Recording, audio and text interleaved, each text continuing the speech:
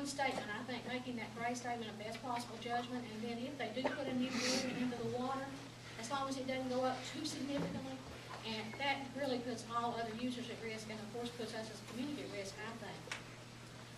Also, if they were going to do an asphalt plant, all these asphalt toxins and pollutants will be and should have been already considered in this permit.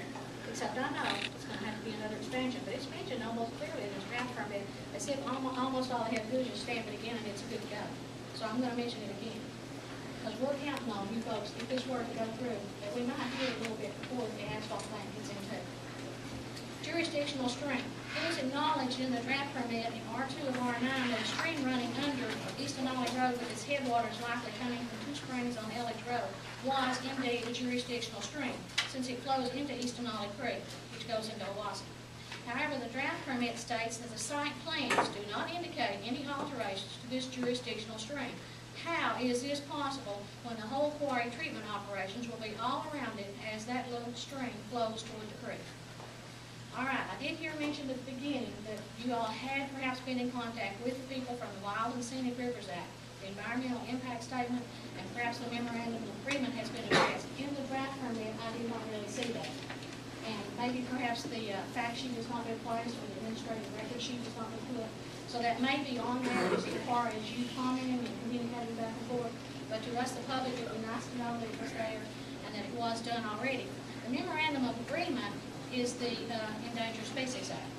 And I know it's been mentioned here and also just as a side thing, but that's a very important act. It protects a lot of our animals, and many of us already know we've got endangered species that are possibly here, such as the hellbender salamander, the snail darter, and other animals that they're not on the red list yet, they're very close to being that. And sediment in the stream is the chief enemy of the hellbender salamander.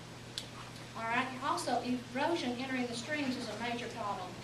BMP, which is Best Management Practices, another acronym, page 8 of 19, I don't think is adequate just for saying they're going to control erosion with best management practices. These need to be listed. We need to know what they are.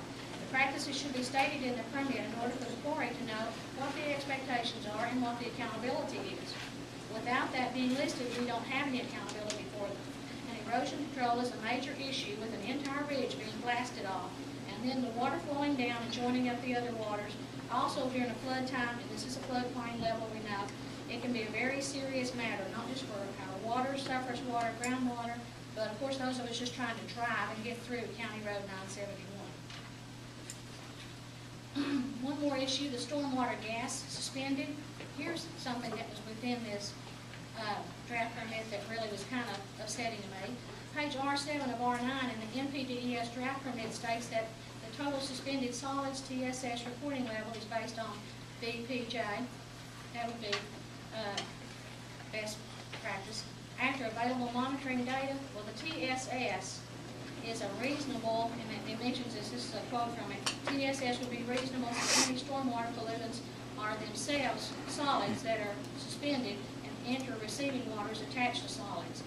In other words, it's like the diesel, gas, or anything else that's polluted in the stormwater that leaves the residue will just attach itself in a sediment pond and settle itself down at the bottom and will not need any more treatment. I personally think it's not rocket science just to think that gasoline, diesel, and other pollutants will not just adhere to solids in a nice little way and deposit themselves conveniently on the bottom of the sediment basin.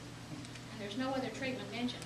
If they did, what would be done then with the dredge? Nothing is mentioned of what will happen with the dredge that might be polluted from those sediment things settling to the bottom of the ponds. Stormwater must be treated before released into territorial water. And then an anti-degradation issue here too. It states that no new discharges could be allowed that would result in measurable degradation of existing water quality. Yet on page 3, there's an annual monitoring system. This is in the NPDES for this. An annual monitoring system. That's like once a year. How could this be adequate considering the quarry treatment areas are lying in a floodplain? In a year, a great amount of pollution could enter the receiving waters, maybe not be checked until the next year. We could have a great amount of pollution done before it was checked, and then somebody called them into question and stopped them from doing something. Annual is just not enough. Lack of equipment or treatment for pollution. On the equipment list of this application, there is no pollution equipment listed other than sediment ponds. The NPDES draft permit mentions mentions all the pollution equipment should be installed. That's on page 4, from the draft permit. However, on the equipment list from the application, none is mentioned as a part of the engineering plan. Stormwater should be treated for residual pollutants from vehicular traffic. All those trucks and different things running through the quarry basin and the valley where the treatment pond is. The treatment ponds are utilizing sediment ponds only as a treatment is short-sighted when one considers all the spills that come with the quarry. And then one last issue is, I'm just, really wondering how all of this is going to come together and affect our environment totally. But I honestly do think that as a community we've come together and we definitely feel like this is an issue that we need to discuss, and I appreciate TDEC coming and listening. I know folks have a job to do. I really do. I fully understand. You have a job to do, and I know that landowners have a right to do what they think that they should do with their land. But I think we as citizens have a right to be able to live a good life and even live beside neighbors, and hopefully there could be some industries that come in to provide jobs. That would be more jobs and would be less damage to all the rest of our lives. Thank you.